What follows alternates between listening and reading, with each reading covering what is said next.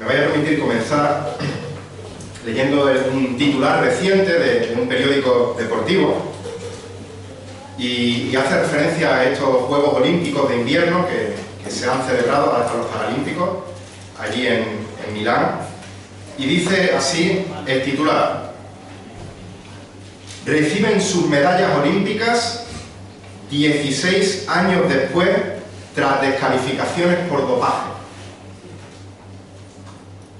Los avances en la tecnología han permitido que aquellos tramposos que hace 16 años, entre 16 y 14 años, se llevaron medallas en determinados Juegos Olímpicos pasados de invierno, pues con el tiempo esta tecnología ha mejorado y lo que creían que habían engañado les han pillado a los tramposos, así que les han quitado las medallas a los tramposos, y medallistas que quedaron en segundo lugar en los años 2010 y 2014, pues justamente les han devuelto sus medallas. Por desgracia, la tecnología que avanza positivamente para destapar a los mentirosos, para ver nuevas pruebas de doping, también avanza para inventar nuevas maneras de hacer trampa.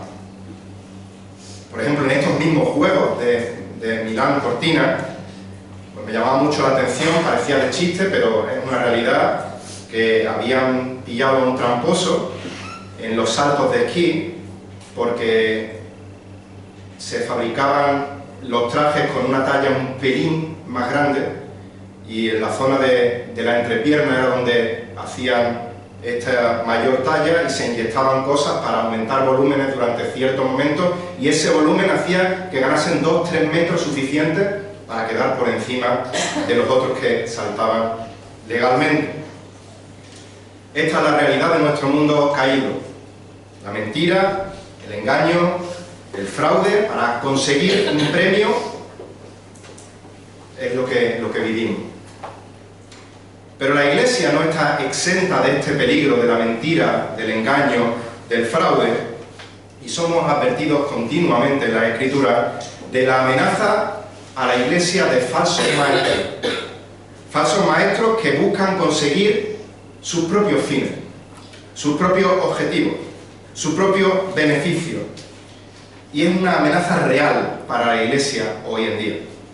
Si recordáis, y si no lo recuerdo yo, en la anterior ocasión que empezábamos el último capítulo de Romanos, capítulo 16, terminaba el apóstol Pablo, el párrafo que estuvimos viendo, exhortando a sus hermanos a saludar, versículo 16, los unos a los otros con un beso, con un ósculo santo.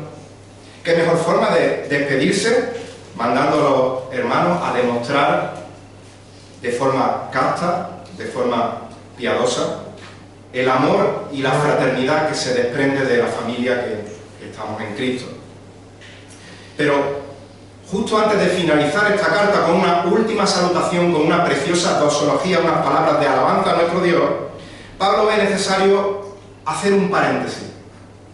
Acaba de hablar de la unidad de la Iglesia, de la armonía de la Iglesia, de la necesidad que tenemos los hermanos de saludarnos los unos a los otros, de cuidarnos los unos a los otros, y ahora dice, pero cuidado, porque hay algunos que quieren perturbar esta armonía, que quieren crear disensiones, que quieren crear divisiones en los hermanos, que quieren adulterar y pervertir el Evangelio que os ha salvado, que no quieren que la Iglesia sea edificada.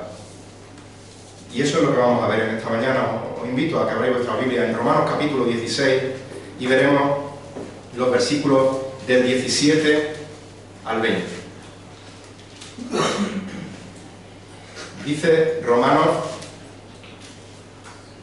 capítulo 16, versículo 17.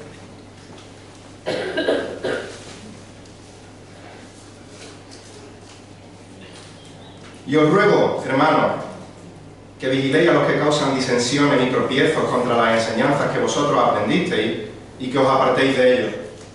Porque los tales son esclavos no de Cristo, nuestro Señor, sino de sus propios apetitos. Y por medio de palabras suaves y lisonjeras engaña los corazones de los ingenuos. porque la noticia de vuestra obediencia se ha extendido a todos, por tanto me regocijo por vosotros, pero quiero que seáis sabios para lo bueno e inocentes para lo malo. Versículo 20. Y el Dios de paz aplastará pronto a Satanás debajo de vuestros pies.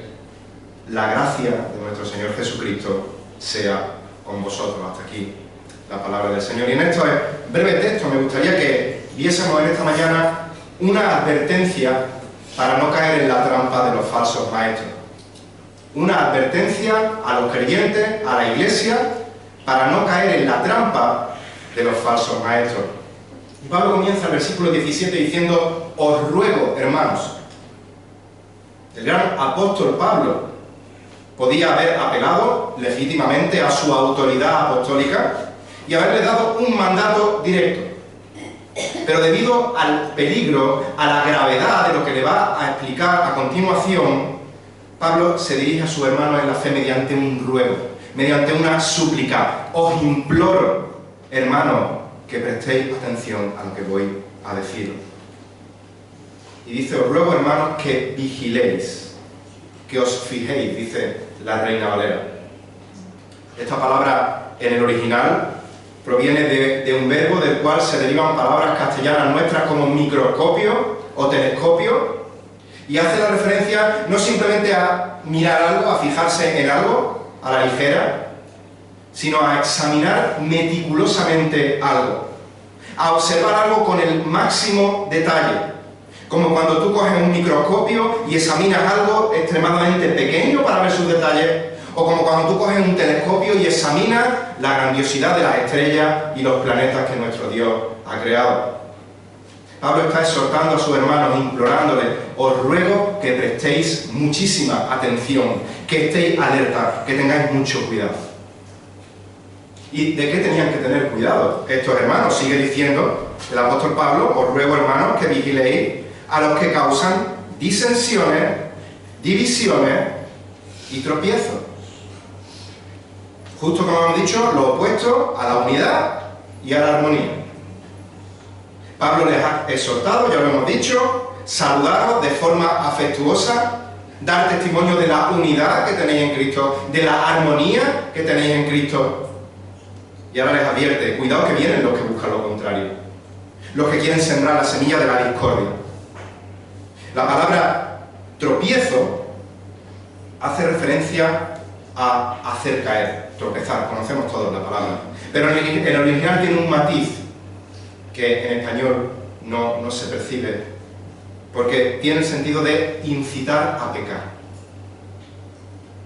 Por lo tanto, Pablo no está, y esto quiero dejarlo claro, y lo voy a dejar, o tratar de dejar claro a lo largo de la mañana, Pablo no está haciendo referencia a creyentes genuinos que, bien por su inmadurez, por su orgullo, por sus diferencias personales, pueden generar en la congregación cierta molestia, ciertas disensiones, cierta tensión en el ambiente e incluso provocar divisiones. ¿Cómo sabemos que Pablo no está haciendo referencia a estos hermanos? Porque sigue diciendo el versículo 17 que vigiléis a los que causan disensiones y tropiezos contra las enseñanzas, dice Reina Valera, contra las doctrinas que vosotros aprendisteis. Es decir, contra la doctrina apostólica, contra la enseñanza clara del Evangelio de Cristo, contra la enseñanza de la Escritura inspirada por Dios que ellos habían recibido y, como dice el texto, habían aprendido. Pablo está hablando claramente aquí de no creyentes que trataban de envenenar a la Iglesia con herejías. Ahora bien, es necesario aclarar algo aquí también. Como escuché a un predicador hace no mucho, y cito, dice: un hereje no es el que no está de acuerdo contigo, sino que un hereje es el que enseña un falso evangelio. De manera que si tú crees en su enseñanza falsa, no puedes ser salvo. Repito, un hereje no es el que no está de acuerdo contigo, sino que un hereje es el que enseña un falso evangelio. De manera que si tú crees en su enseñanza falsa, no puedes ser salvo. Algunas veces, hermanos en la fe se incomodan al escuchar expresiones tales, al referirse a partes de la palabra, como doctrinas secundarias, ya que no entienden bien qué significa doctrina secundaria. Una doctrina secundaria no es una doctrina de menor importancia que otra, ya que, como dice 2 Timoteo 3, 16 y 17, toda la Escritura, no una parte es importante, otra es menos importante, no, toda la Escritura es inspirada por Dios, toda la Escritura es útil para enseñar, para reprender, para corregir, para instruir en justicia, a fin de que el hombre de Dios sea perfecto, sea maduro, enteramente preparado para toda buena obra y equipado para toda buena obra. La inspiración de la Biblia es total. No hay nada que Dios haya dicho que sea menos importante que otra cosa que Dios haya dicho. Pero sí hay doctrinas que si no las entendemos bien, repito, por inmadurez espiritual, por falta de conocimiento, por un mal entendimiento, van a afectar a cómo vivimos la vida cristiana, de acuerdo, pero no van a afectar a nuestra salvación. Por eso se le llama doctrina secundaria. No porque son menos importantes, sino por la trascendencia que pueden tener en nuestras vidas. Algunos ejemplos de doctrina secundaria serían pues los que creen en la continuidad de todos los dones, o los que creen que hay algunos dones que ya no están vigentes. Doctrina secundaria: arminiano, calvinista; milenialista, amilenialista. Los que creen que los hijos de Dios en Génesis 6 que se llegaron a las mujeres eran hombres, descendientes de Set, o eran demonios que poseyeron a hombres. Son cosas que tenemos que, a la luz de la palabra, tratar de entenderlas y saber qué es lo que realmente dicen. Pero ninguna de estas doctrinas, si yo no las entiendo bien, van a afectar a que si yo he creído en el Evangelio de Jesucristo, pueda ser salvo o no pueda ser salvo. Como digo, frente a todas tenemos que procurar un entendimiento correcto de la Escritura a la luz de un estudio profundo de la Escritura. Y a la luz de un estudio profundo y sincero de la Escritura, tenemos fieles hermanos que doctrinalmente ven ciertas doctrinas, valga la redundancia, de una forma u otra. Amados hermanos en la fe. Sin embargo, hay otras doctrinas que si no las crees, no puedes ser salvo. Son pilares fundamentales, los cuales si se adulteran, se convierten en herejías que nos llevan directamente a la condenación. Por ejemplo, Jesús dijo en Juan 14:6, yo soy el camino y la verdad y la vida, y nadie viene al Padre sino por mí. Y en 1 Timoteo 2:5 afirma que hay un solo Dios y también un solo mediador entre Dios y los hombres. ¿Quién? Jesucristo, hombre.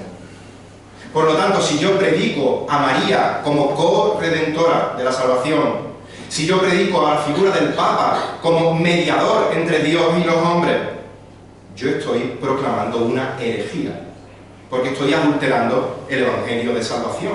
Y si alguien no creyente escucha eso y cree que María le puede salvar o que el Papa le puede salvar, no va a ser salvo.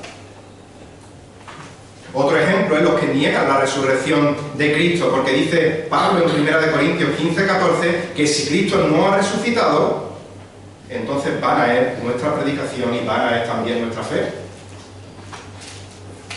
La Biblia es clara que la salvación es solo por gracia, solo por medio de la fe, solo por medio de Cristo.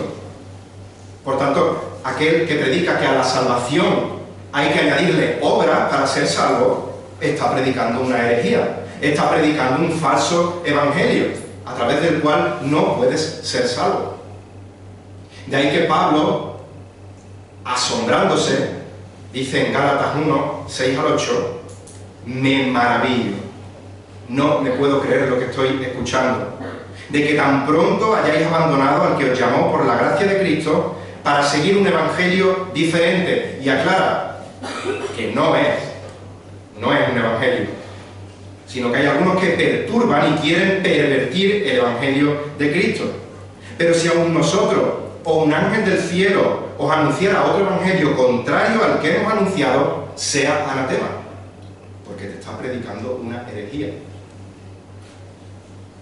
Un último, hay miles de ejemplos y es importante, es grave el tema. Hay un movimiento que dicen que España va atrasada con respecto a otros países varios años. En ciertas cosas es malo, en otras cosas es bueno, porque las herejías que llegan de otros países, nosotros vamos atrasados. Entonces, cuando ya han llegado aquí, ya sabemos de qué van. Y aquí hay un movimiento que está llegando a España, incluso por Linares, llamado pentecostalismo unitario. No tiene que ver nada con los hermanos pentecostales genuinos, no tiene que ver con la Asamblea de Dios, no tiene que ver con los hermanos de Filadelfia, pero también os puede sonar el movimiento de solo Jesús. Pentecostales unitarios o solo Jesús. ¿Qué dicen estas personas? Pues niegan la Trinidad. Dicen que Dios es una sola persona que a veces se manifiesta como Padre, a veces como Hijo, a veces como Espíritu Santo. O niegan, otros niegan que solo Jesús, en el sentido de que Jesucristo es dos personas, una persona divina y una persona humana. No que Jesús es una persona 100% plena y verdaderamente hombre y 100% plena y verdaderamente Dios, sino que es dos personas. Por lo tanto, cuando Jesús estaba en Getsemaní, orando, Mateo 26, 39, Padre mío, si es posible, pase de mí esta copa, pero no se haga como yo quiero, sino como tú quieras. Estos herejes dicen que Jesús estaba hablando consigo mismo. La parte humana de Jesús estaba hablando con la parte divina de Jesús. Con lo cual no muestra solo a un Jesús esquizofrénico, sino que también enseña una falsedad que no conduce a la salvación. Al negar la completa humanidad de Cristo, al decir que Cristo es diferente a nosotros, seres humanos, no podría ser nuestro sustituto en la cruz, porque solo un hombre podría sustituir a otro hombre por su pecado. Así que la gravedad es tal que el apóstol Juan tiene que escribir en su segunda carta, en el versículo 7, que, fijaos como dice, no dice poco, dice muchos engañadores han salido, no dice saldrán, ya están. Muchos engañadores, segunda de Juan 7, han salido al mundo que no confiesan que Jesucristo ha venido en carne. Y dice, este es el engañador y el anticristo. Y como el tema es serio, no podemos hacer la vista gorda ante las herejías. Hay que denunciarla, hay que condenarla, pero hay que ser prudentes. ¿Por qué? Porque no podemos etiquetar a la ligera algo como herejía sin que lo sea. No porque tú pienses diferente a como yo pienso, eso es una herejía. Y volviendo a nuestro texto, es de estas personas, de estos herejes, sobre los que Pablo advierte a sus hermanos en Roma y por implicación a todo creyente de todo tiempo, incluido nosotros. ¿Por qué soy tan insistente en esto? Porque, como también hemos dicho, por desgracia, hay verdaderos creyentes dentro de las iglesias que, por diferentes motivos, y lo vuelvo a repetir, inmadurez espiritual, orgullo, aferrarse a la tradición, aferrarse a una denominación por gustos personales, causan resultados similares, causan disensiones, causan divisiones. O también, por otro lado, hay incrédulos, no creyentes, que simplemente, pues desde su sabiduría humana caída, no adulterando el Evangelio conscientemente, sino desde su perspectiva humana, atacan el Evangelio. Pero la Biblia nos dice que con ellos tenemos que actuar de una forma distinta. En cuanto a los dos primeros, creyentes que causan disensiones o no creyentes que no tratan de engañar sino directamente atacan, dice por ejemplo Hechos 17, versículos 16 y 17, que mientras Pablo lo esperaba en Atenas, su espíritu se enardecía dentro de él al contemplar la ciudad llena de ídolos. ¿Y qué es lo que hacía Pablo con estos ídolos? Así que discutía en la sinagoga con los judíos y con los gentiles temerosos de Dios, y diariamente en la plaza con los que estuvieran presentes. Pablo dialogaba en diferentes foros, en la sinagoga, en las plazas, con unos, con otros, y dejaba que Dios actuase a través de su palabra según su soberana voluntad, confiando en el poder de la palabra.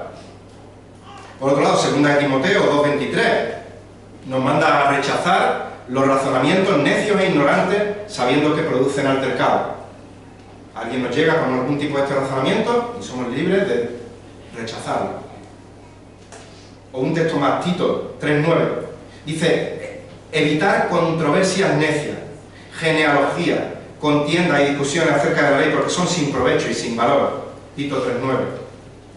Así que en cada posible caso de estos que nos veamos similar, lo que tenemos que hacer es orar por sabiduría para saber si tenemos que tratar de presentar con claridad el Evangelio de Cristo, ser firmes mediante la palabra de Dios, o que el Señor también nos dé sabiduría para ver qué pelea no merece la pena pelear. Pero, en cuanto a las enseñanzas de los falsos maestros, en cuanto a las enseñanzas de estos herejes, nos dice otro mandato, la palabra: no le demos ni siquiera la oportunidad mínima de presentar sus argumentos. No le demos oportunidad para discusión o debate alguno. Versículo 17, termina: os ruego, hermanos, lo leemos entero, que vigiléis a los que causan disensiones y tropiezos contra las enseñanzas que vosotros habéis aprendido, y que os apartéis de ellos, que os mantengáis lejos. Si algo aprendimos de la pandemia esta, del COVID, fue la importancia de la distancia de seguridad. Si te acercas, te contagias del virus.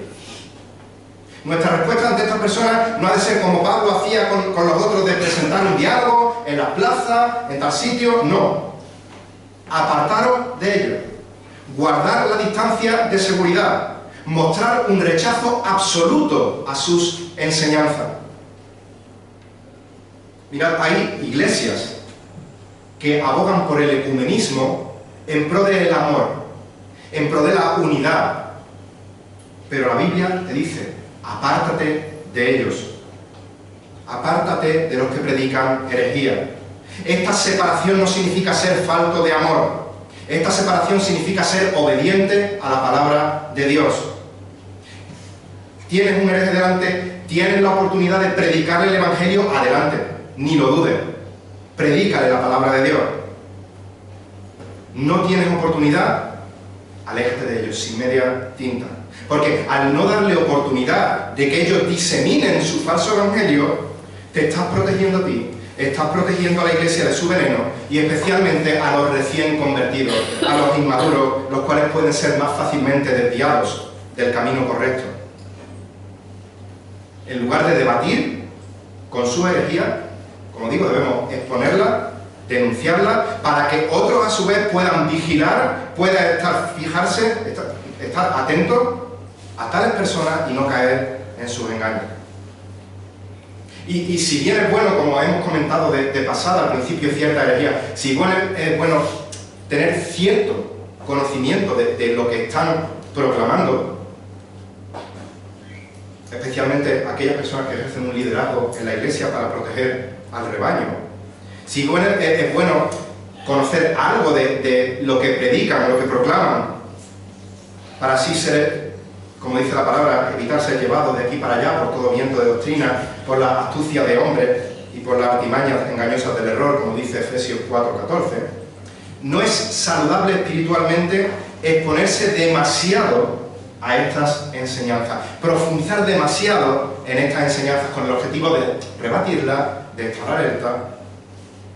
¿Qué es lo ideal entonces para no caer en estas mentiras, en estas falsedades? Porque las advertencias en contra de esto son continuas a lo largo de la palabra de Dios. Mirad, Mateo 7:15, es el Señor Jesús el que está hablando. Responderemos la pregunta que hemos hecho. Dice: cuidado de los falsos profetas que vienen a vosotros vestidos de oveja, pero que por dentro son lobos rapaces. Mismo Evangelio de Mateo 20:24 dice: se levantarán falsos cristos y falsos profetas, mostrarán grandes señales y prodigios para así engañar, de ser posible, que no lo es, aún a los escogidos. El apóstol Pablo, 2 Corintios, capítulo 11, versículos 13 al 15, hablando de estos falsos, dice: porque los tales son falsos apóstoles, obreros fraudulentos, que se disfrazan como apóstoles de Cristo. Y no es de extrañar, pues aun Satanás se disfraza como ángel de luz. Por lo tanto, no es de sorprender que sus servidores también se disfracen como servidores de justicia, cuyo fin será conforme a sus obras. El apóstol Pedro, por su parte, dice en 2 de Pedro 1, versículo 20, hasta capítulo 2, versículo 1. 2 de Pedro 1, 20, hasta el 2, 1. Pero ante todo sabe esto, que ninguna profecía de la Escritura es asunto de interpretación personal, pues ninguna profecía fue dada jamás por un acto de voluntad humana, sino que hombres inspirados por el Espíritu Santo hablaron de parte de Dios. Pero se levantaron falsos profetas entre el pueblo, en el pasado, así como habrá también falsos maestros entre vosotros, en el presente, y dice, los cuales encubiertamente introducirán herejías destructoras, negando incluso al Señor que los compró, trayendo sobre ti una destrucción repentina. Vestidos de oveja, disfrazados, introduciendo encubiertamente su enseñanza.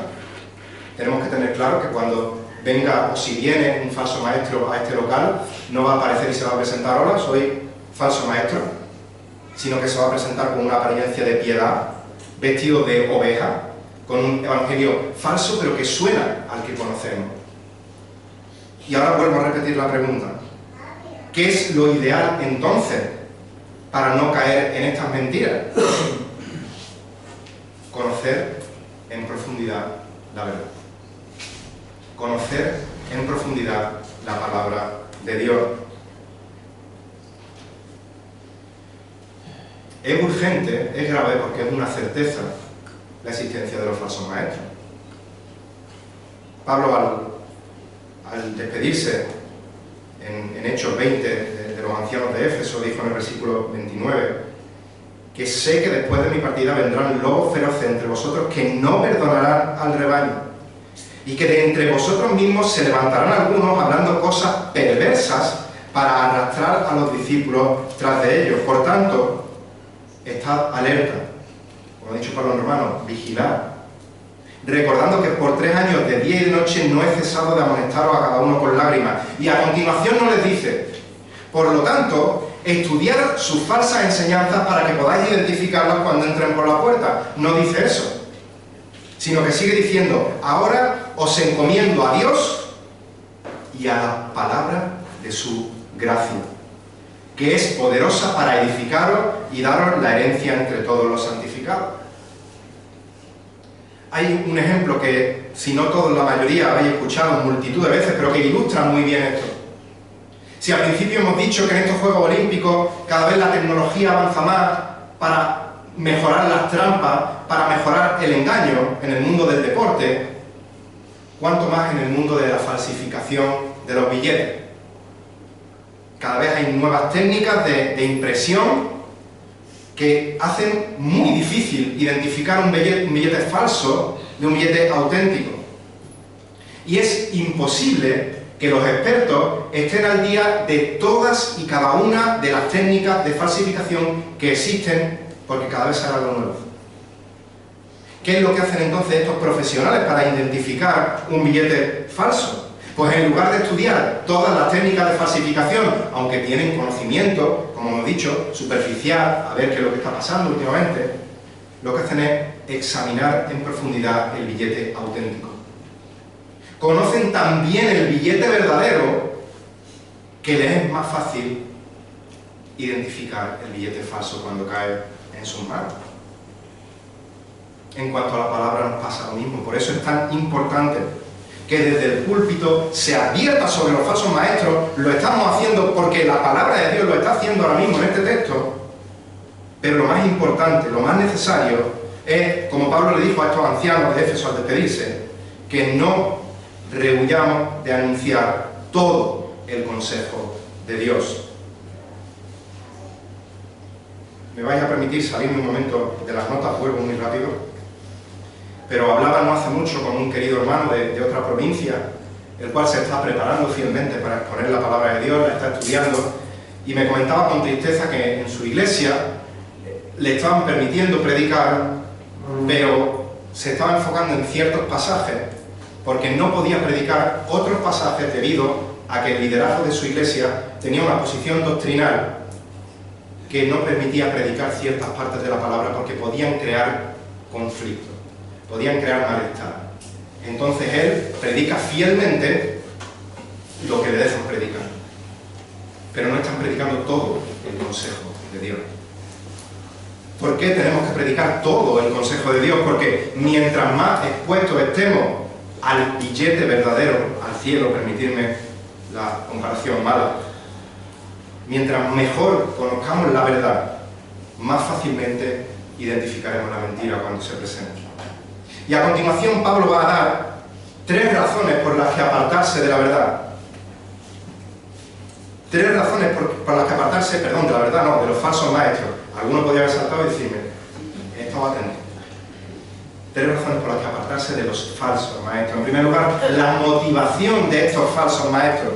Versículo 18 dice, porque tales personas, y en el original tiene cierto tono despectivo esta expresión, es como si dijera, porque gente de esa calaña, porque personas de esa condición son esclavos no de Cristo, nuestro Señor, sino de sus propios apetitos.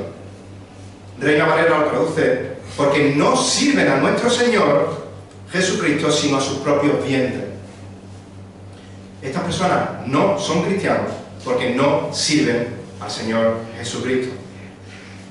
Todos los creyentes hemos sido liberados de la esclavitud del pecado, de la servidumbre del pecado, y hemos sido trasladados al reino de su luz admirable para ser ahora esclavos de Cristo, voluntariamente, con gozo. Confesamos que Jesucristo es nuestro Salvador, pero también que Jesucristo es nuestro Señor. Somos esclavos de Cristo, y estos no sirven a Cristo. Ellos sirven a sus propios apetitos, a sus propios vientres.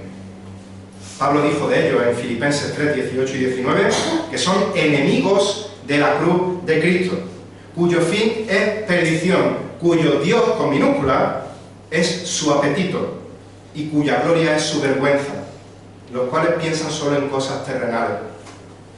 La motivación egoísta, errónea de estas personas es pensar en sí mismo, en su apetito, en su vientre, en las cosas terrenales, en su propio placer. Y Pablo dice, estemos atentos y vigilantes hacia esa enseñanza, porque nos pueden atraer y sin darnos cuenta, llevarnos de dejar a Dios a buscar nuestros propios apetitos.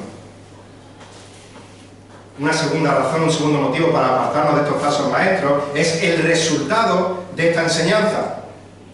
La motivación es egoísta y el resultado es catastrófico. Sigue diciendo el versículo 18. Con sus suaves palabras y lisonjas engañan los corazones de los ingenuos. Ya hemos dicho, no van a entrar por la puerta y van a decir, soy un falso maestro, el que quiera que se venga conmigo. Sino que más bien van a usar un vocabulario atractivo, un vocabulario que suena bien, que puede engañar al corazón de los ingenuos. Es como el flautista de Amelín, que atraía tanto a las ratas como a los niños. Y Pedro advierte, en 2 de Pedro 2, versículos 2 y 3, tristemente, 2 de Pedro 2:2, que muchos seguirán su sensualidad. Y por causa de ellos el camino de la verdad será blasfemado. Y en su avaricia, recordar su motivación egoísta, os explotarán con falsas palabras. El resultado de la enseñanza de los falsos maestros, sigue diciendo Pedro, el juicio de ellos desde hace mucho tiempo no está ocioso, ni su perdición dormida.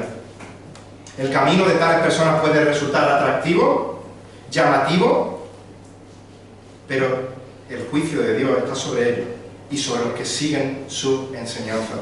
Les llevará a la perdición. Por tanto, no seamos ingenuos. No debemos creer a todo aquel que usa un vocabulario que suena bíblico o que cita un versículo bíblico, pero fuera de contexto para justificar su enseñanza. palabras, sus lisonjas son palabras escogidas a conciencia. ¿Para qué? Para hablar, para atraer. Como se dice, tienen labia para adorarte la oreja. No dicen la palabra de Dios, no dicen la verdad de la palabra de Dios, pero muchas veces sí dicen lo que tú quieres oír. Y ya hemos dicho antes, sus palabras abogan por el amor, abogan por la unidad, por la tolerancia, pero realmente son un cebo en el que el ingenuo, el incauto, el simple, el orgulloso confiado puede picar y el resultado es catastrófico, como hemos dicho. Por lo tanto, tenemos que acudir no a las palabras lisonjeras, no a las palabras arguladoras, sino a las palabras de la palabra. Y una tercera razón por la que tenemos que alejarnos, apartarnos de los falsos maestros, versículo 19, es la preservación de la obediencia de los creyentes. Tenemos que apartarnos de los falsos maestros para preservar la obediencia de los creyentes. Versículo 19. Porque la noticia de vuestra obediencia se ha extendido a todos, por tanto me regocijo por vosotros. La obediencia de estos hermanos era algo notorio, había trascendido más allá de las puertas de su local. Y esto traía regocijo a Pablo. Pablo ya había expresado su gratitud por la fidelidad de estos hermanos en el capítulo 1, en el versículo 8, cuando dice: en primer lugar, doy gracias a Dios por medio de Jesucristo por todos vosotros. Porque todo el mundo, o en todo el mundo, se habla de vuestra fe. Su fe, su fidelidad eran notoria de todos. Y Pablo se gozaba por la fidelidad de sus hermanos. Esto nos muestra, por un lado, que tenemos que alegrarnos y gozarnos por la obediencia de la palabra de Dios de otros, tanto en nuestra iglesia como en todas las iglesias verdaderas de Cristo a lo largo del mundo. Es un gozo para los creyentes tener noticia de que otros hermanos son conocidos por su obediencia a Dios. Pero por otro lado, estas palabras nos muestran que la iglesia, aunque esté andando en el camino correcto como estaban andando estos hermanos, nunca en esta vida va a ser inmune al veneno de los falsos maestros. Si estamos ahora andando bien, gloria a Dios, pero no bajemos la guardia. Pablo reconoce: estáis andando bien espiritualmente, es conocido por todos, no estáis engañando a nadie, es que se ve, y me gozo por ello. Y por eso debéis alejaros de los falsos maestros. Por eso sigue diciendo el versículo 19: pero quiero que seáis sabios para lo bueno e inocentes para lo malo. Jesús hizo una advertencia parecida en el Evangelio de Mateo, en el capítulo 10, versículo 16. Dice: mirad, yo os envío como ovejas en medio de lobos. Por tanto, sed astutos como serpientes e inocentes como palomas. Pablo dice en 1 Corintios 14:20: hermanos, no seáis niños en vuestra manera de pensar. Más bien sed niños en la malicia, pero en la manera de pensar sed maduros. Y en Filipenses le repite, o bueno, le dice a los hermanos de Filipo, capítulo 2, versículo 15: para que seáis irreprensibles y sencillos hijos de Dios sin tacha en medio de una generación torcida y perversa, en medio de las cuales resplandecéis como luminares en el mundo. Irreprensibles y por otro lado sencillos. Y en 1 Tesalonicenses, capítulo 5, versículos 21 y 22, dice: antes bien, examinar todo cuidadosamente, retener lo bueno y absteneos de toda clase de mal. Y ahora le dice: sed sabios para lo bueno e inocentes para lo malo. Buscar con diligencia lo que es bueno ante los ojos de Dios y ser ingenuo, dice Reina Valera, para el mal. Esto no significa que ingenuidad no tiene el sentido de no verlo venir de frente. Soy un ingenuo y no lo veo venir.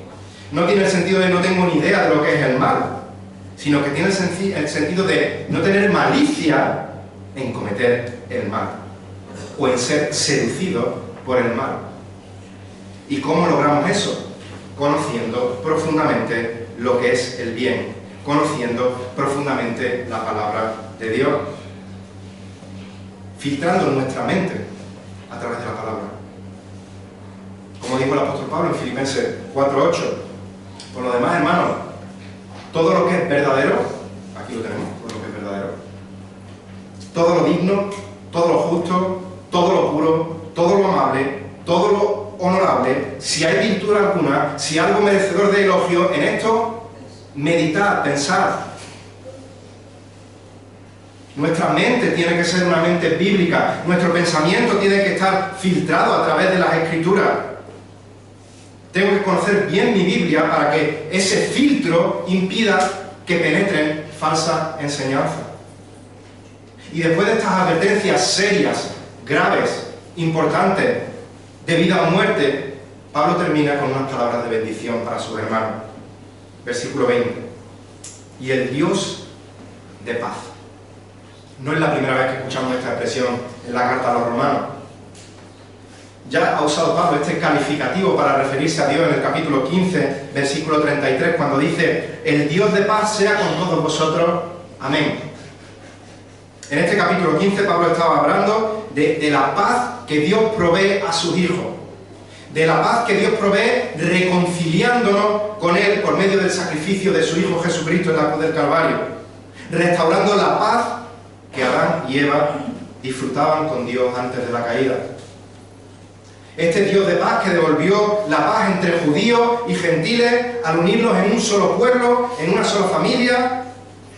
Y dice Efesios 2:14 que Él mismo es nuestra paz, quien de ambos pueblos, judíos y gentiles, hizo uno, derribando la pared intermedia de separación. Es el Dios de paz que proporciona a su Hijo una paz que sobrepasa todo entendimiento, Filipenses 4:17. Pero ahora puede resultar llamativo este calificativo en este contexto, porque dice: el Dios de paz aplastará pronto a Satanás debajo de vuestros pies. La escena para nada parece pacífica, pero es que el resultado de esa escena que no parece pacífica es la paz completa, perfecta, por toda la eternidad, cuando el pecado desaparezca de la existencia. Por eso es el Dios de paz. Y dice que aplastará a Satanás debajo de vuestros pies. Pablo está haciendo referencia a Génesis 3:15, donde después de que el hombre peque y el pecado entre por la caída de Adán en la creación y contamine a toda la creación, Dios le dice a la serpiente que la simiente de la mujer, que el Mesías, le heriría en la cabeza, le haría una herida mortal a la serpiente. Y Pablo dice en 2 Tesalonicenses 2:8 que cuando Cristo regrese en gloria, entonces será revelado ese inicuo a quien el Señor matará con el espíritu de su boca y destruirá con el resplandor de su venida. El anuncio de Génesis 3:15 apunta a la segunda venida de nuestro Señor Jesucristo, cuando al terminar el reino milenario aplaste a Satanás, es decir, lo juzgue y lo condene por la eternidad al lago de fuego y azufre. Apocalipsis 20, versículo 10. Dice Apocalipsis 20:10: y el diablo que los engañaba fue lanzado en el lago de fuego y azufre, donde estaban la bestia y el falso profeta, y serán atormentados día y noche por los siglos de los siglos. Y Pablo da un dato más. El Dios de paz aplastará a Satanás debajo de vuestros pies.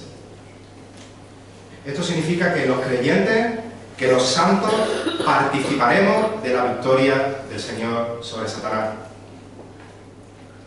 Dice un capítulo antes del que hemos leído, Apocalipsis 19, versículos 13 y 14.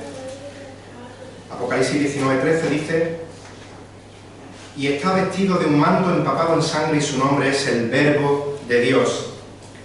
Y los ejércitos que están en el cielo, vestidos de lino fino, blanco y limpio, le seguían sobre caballo blanco. participaremos en la victoria del Señor Jesucristo, y Él lo aplastará debajo de nuestros pies. Y da otro dato más.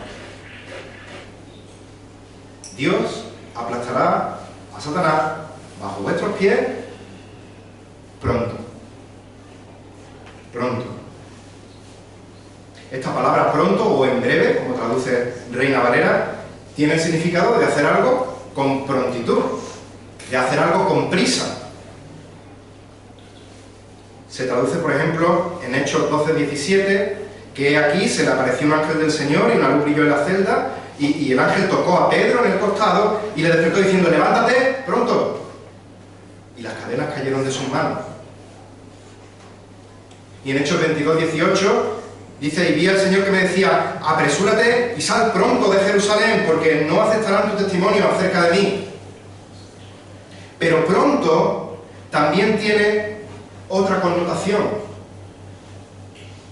algo inesperado, algo repentino, como es el caso de nuestro texto. El adverbio procedente de la misma raíz se emplea 3 veces en Apocalipsis 22, cuando Jesús dice: aquí vengo pronto. Vengo de manera, puede venir ahora mismo, inesperada, repentina, pronto. Sabemos que desde que Pablo escribió, movido por el Espíritu, esta palabra hasta el día de hoy, Satanás aún no ha sido aplastado bajo nuestros pies. Pero hemos de mirar las promesas de Dios no desde nuestra perspectiva humana del tiempo, sino desde la perspectiva de Dios. Y esa es nuestra esperanza. Eso es lo que oramos, eso es lo que hemos cantado: Maranata. Señor, ven pronto. Pero tenemos que vivir bajo la perspectiva de Romanos 13:11. Hacer todo esto conociendo el tiempo, que es hora ya de despertarnos del sueño, porque ahora la salvación está más cerca de nosotros que cuando creímos. Estamos más cerca de que el Señor venga pronto que cuando creímos. Sabemos que su venida es pronto, es inesperada, es repentina, puede ocurrir ahora mismo, por lo que tenemos que vivir desde esa perspectiva, vida santa y piadosa. De manera que si Cristo regresa ahora mismo, ¿cómo te va a encontrar? Porque puede regresar ahora mismo. ¿Cómo te encontrará Cristo si regresa ahora mismo? Y Pablo concluye con estas palabras de bendición, diciendo: la gracia de nuestro Señor Jesucristo sea con vosotros. Después de reconocer la obediencia fiel de estos hermanos de Roma, Pablo sabe que sus hermanos no pueden preservar su obediencia por ellos mismos. No pueden preservar su obediencia por sus propias fuerzas. Y por eso les encomienda a lo único que puede preservarlo: a la gracia de nuestro Señor Jesucristo. Porque dependen de la gracia de Dios para que el Señor les dé sabiduría para reconocer las mentiras de la falsa enseñanza. Porque dependen de la gracia de Dios para que el Espíritu les ilumine en el conocimiento de la verdad. Porque dependen de la gracia de Dios para recibir con diligencia y constancia el estudio de la palabra de Dios. Porque dependen de la gracia de Dios para recibir el consuelo y la fortaleza frente a los ataques del enemigo de nuestras almas. Y al igual que estos hermanos de Roma, necesitamos en todo momento que la gracia del Señor Jesucristo sea con nosotros. Si en esta mañana no tienes a Cristo en tu vida, es ahí donde entran unas malas noticias. Si el Señor te llama hoy a su presencia y Cristo no es tu Señor y Salvador, al igual que Satanás, serás juzgado y serás condenado por la eternidad en el infierno. Y en la oscuridad de estas terribles noticias alumbra muy por encima el resplandor de las mejores noticias, el Evangelio de Jesucristo. Hay salvación para ti hoy, ahora, en Cristo. Solo tienes que acudir a Él en arrepentimiento y fe, pidiéndole perdón de tus pecados, confesándole de corazón, genuinamente, como Señor y Salvador de tu vida. Y en ese mismo momento serás perdonado, y en ese mismo momento recibirás salvación y vida eterna. Y en ese mismo momento, y a partir de ese momento, nada ni nadie podrá quitarte tu salvación. Porque no depende de tus obras, sino que depende de la obra que Jesucristo hizo en la cruz del Calvario. Como creyentes estamos unidos a Cristo. No hay condenación para los que estamos en Cristo. Somos más que vencedores por medio de aquel que nos amó. Y un día disfrutaremos de la victoria sobre Satanás cuando sea aplastado debajo de nuestros pies. Por eso Satanás está tan interesado en pervertir estas buenas noticias. Por eso Satanás está tan interesado en propagar sus mentiras, porque no quiere que el ser humano sea salvo. Y va a usar lo que haga falta para lograr su cometido. Terminamos. Como escuché también decir a un predicador, y cito: el diablo hará todo lo que esté de su parte para detener el avance del Evangelio. Y si no puede detenerlo, para cambiarlo. Y si no puede cambiarlo, para mezclarlo. Y si no puede mezclarlo, para reinterpretarlo. Y si no puede reinterpretarlo, para diluirlo. Y si no puede diluirlo, para distraernos con otras cosas de manera que no le prestemos atención. Por eso son tan necesarias las palabras de advertencia que hoy nos ha dado Pablo en nuestro texto, de que vigilemos a los que causan disensiones y tropiezos contra las enseñanzas que hemos aprendido y que nos apartemos de ellas. Y mientras llega el glorioso día en que Dios aplaste a Satanás debajo de nuestros pies, hasta que llegue ese momento que es pronto, vivamos piadosamente en dependencia de la gracia de nuestro Señor Jesucristo, proclamando la verdad de su mensaje, y que el Espíritu Santo sea el que utilice el poder del Evangelio para salvar a todo aquel que cree, para la gloria de Dios. Que el Señor bendiga su palabra.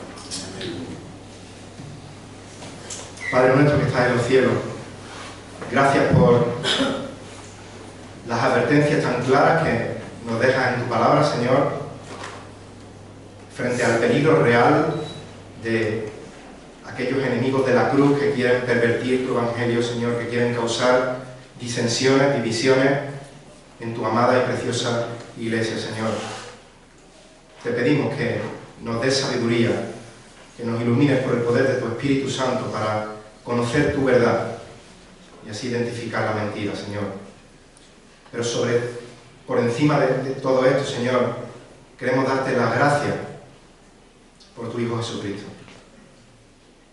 Gracias porque todos y cada uno de nosotros éramos pecadores, merecedores del infierno por nuestro pecado justamente, y ahora somos pecadores salvados por Cristo. Y tú nos has regalado el perdón de nuestros pecados, la justicia de tu Hijo Jesucristo sobre nosotros, y nos vas a dar la salvación por la eternidad disfrutando de tu presencia, Señor.